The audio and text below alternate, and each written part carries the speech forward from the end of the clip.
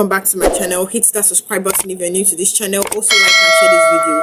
So guys, Mazi Nnamdi Kanu's health is nothing to write home about. His health is really deteriorating, guys. You guys know that he has this serious heart problem that has left lumps in his armpit. He always complains of it, and it's very appalling that with all these things they still kept him in DSS custody. This is nothing else but persecution. Imagine someone that didn't do anything. Yes, it's clear.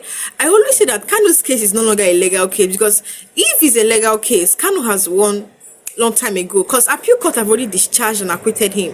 Yes, but right now it's not a legal case. It is not a legal case. So why are they still keeping a man who has done nothing in detention, even with his health, complicated health problem, guys? Right now he has sought for transfer from DSS custody to a national hospital. I just pray he makes it to the 10th October ruling, where Justice James Motosho is going to rule on the no case submission. So guys, let's hear from his lawyer. Take a look at this video and I'll be right back.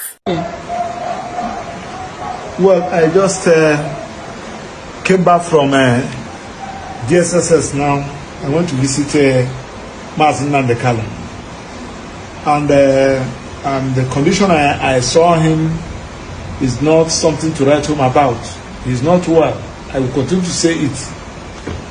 The cardiologist, who is the person that has been treating Nnamdi Kanu, have told the DSSS that he cannot be coming to DSSS every week to be treating Nnamdi Kanu, that it is against their own ethics.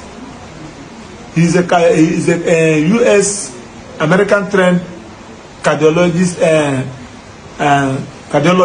consultant, and he said that he needs to have Nnamdi Kanu in his clinic at least to monitor him for 2 weeks.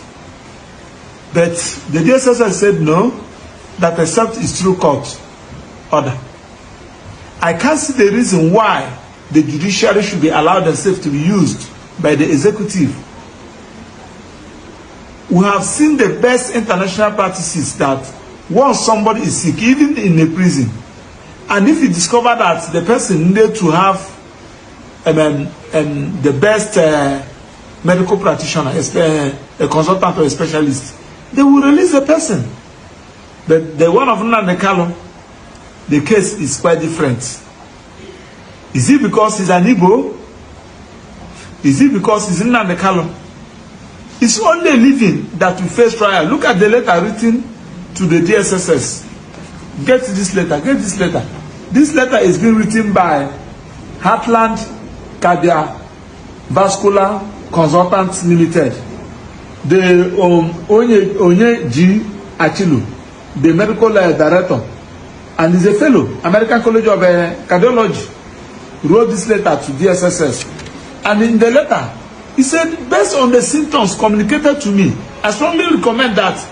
So guys, you heard what Kanu's lawyer said. He said he's just returning from DSS custody, and then Kanu's health is nothing to write home about. He's not well, and then the person treating him requested that they release Kanu to come to the hospital for him to be monitored for at least 2 weeks, and they refused. DSS refused. Guys, imagine an innocent man, even if he's a criminal, guys. Even if he's a criminal, his health is important. His health is important. Imagine that, guys. They kept him there without good medical care, and now he has sought for DSS to transfer him to National Hospital so that he can be treated. This is more details about this headline. So the Federal High Court in Abuja is set to hear an urgent application concerning the health and safety of the detained leader of the indigenous people of Biafra, Mazi Nnamdi Kanu. This case has not only legal implication but also touches on fundamental human rights, governance, and Nigeria's image on the global stage. At the center of this unfolding drama is an application filed by Senior Advocate of Nigeria, Chief Kanu Agabi, on behalf of Mazi Nnamdi Kanu. The application seeks an order compelling the Department of State Service, the DSS, to transfer Kanu from their custody to the National Hospital in Abuja.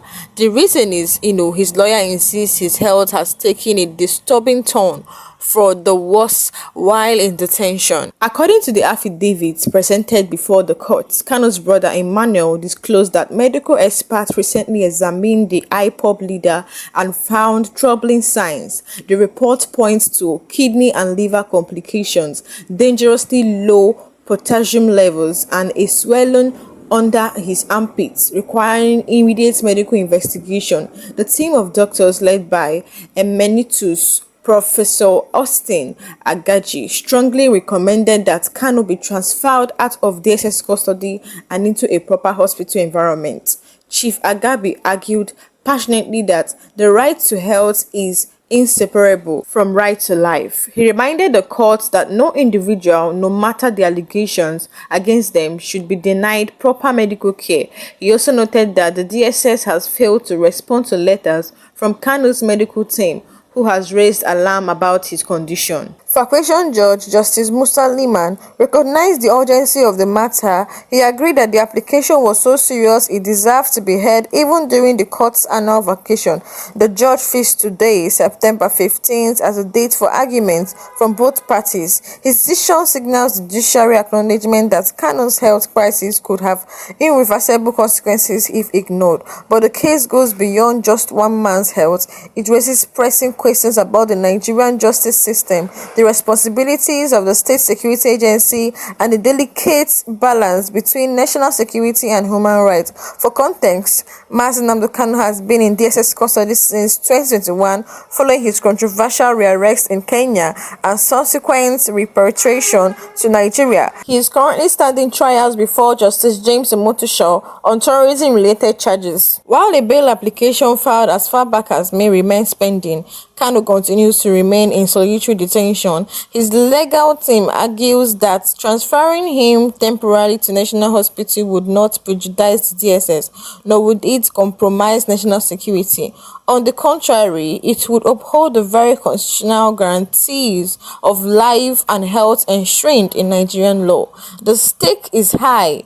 If the court grants this application, it will not only provide Kanu with access to critical medical attention, but also send a message the Nigerian judiciary is willing to prioritize human dignity over political expediencies. If denied, however, questions will persist about whether the legal system is capable of protecting the most basic rights of those in its custody. Today's ruling will either affirm or undermine confidence in Nigeria's justice system.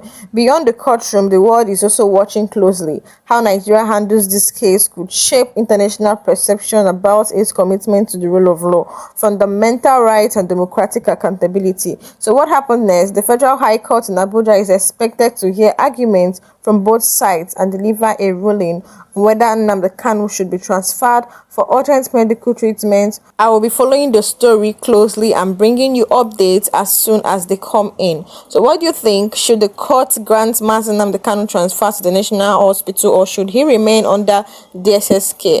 Drop your thoughts in the comment section below. Don't forget, to like, share, and subscribe to this channel. So guys, thank you for watching, and I'll see you guys next time.